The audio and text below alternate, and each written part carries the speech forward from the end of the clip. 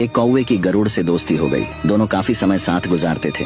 उनमें मित्रता इतनी गहरी हो गई थी कि आपस में कभी कोई बात नहीं छिपाते थे। एक दिन दोनों एक नदी के किनारे पेड़ पर बैठे बात कर रहे थे। तभी एक यमदूत उधर से गुजरा। वो कौवे को देखकर मुस्कुराया। गरुड़ और कौवे ने उस यमदूत को अनदेखा किया और अपनी बातों में लग गए। लेकिन अगले दिन फिर वही हुआ। दोनों बातें कर रहे थे, तभी वही यमदूत फिर उधर से गुजरा। वो फिर कौवे को देखकर मुस्कुराया। इस बार कौवे को कुछ शंका हुई। उसने गरुड़ से कहा कि ये यमदूत मुझे देखकर कल भी मुस्कुराया था और आज भी वैसे ही मुस्कुराया। कुछ गड़बड़ है, हो सकता है मेरी मृत्यु आने वाली है। गरुड़ ने उसे समझाया कि ऐसा कुछ नहीं है, ये एक संयोग भी हो सकता है, तुम चिंता मत करो। 2-3 और ऐसे ही निकले। रोज यमदूत कौवे को देखकर मुस्कुराता। अब तो कौवे को यकीन हो गया कि निश्चित ही मेरी मौत नजदीक है।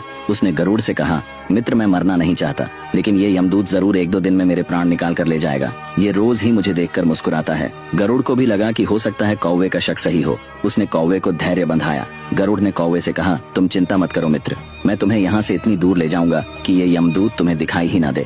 गरुड़ ने कौवे को अपनी पीठ पर बैठाया और उस जंगल से हजारों किलोमीटर दूर कैलाश पर्वत पर ले गया। दोनों को अब ये डर नहीं रहा कि यहाँ कोई उन्हें परेशान कर सकता है। लेकिन वे जैसे ही कैलाश पर्वत पर पहुंचकर एक गुफा तक पहुंचे, वहाँ वो यमदूत पहले से ही मौजूद था। उसने कौवे को देखते ही उस पर पांच फेंककर उसके प्राण निकाल लिए। गरुड़ देखता रह गया। उसने यमदूत से पूछा, तुमने इसे मारा क्यों? यमदूत ने कहा कि इसकी मौत इसी समय लिखी थी, इसलिए इसके प्राण निकाल लिए। गरुड़ ने फिर पूछा, तो फिर तुम इसे देखकर उस जंगल में मुस्कुराते क्यों थे?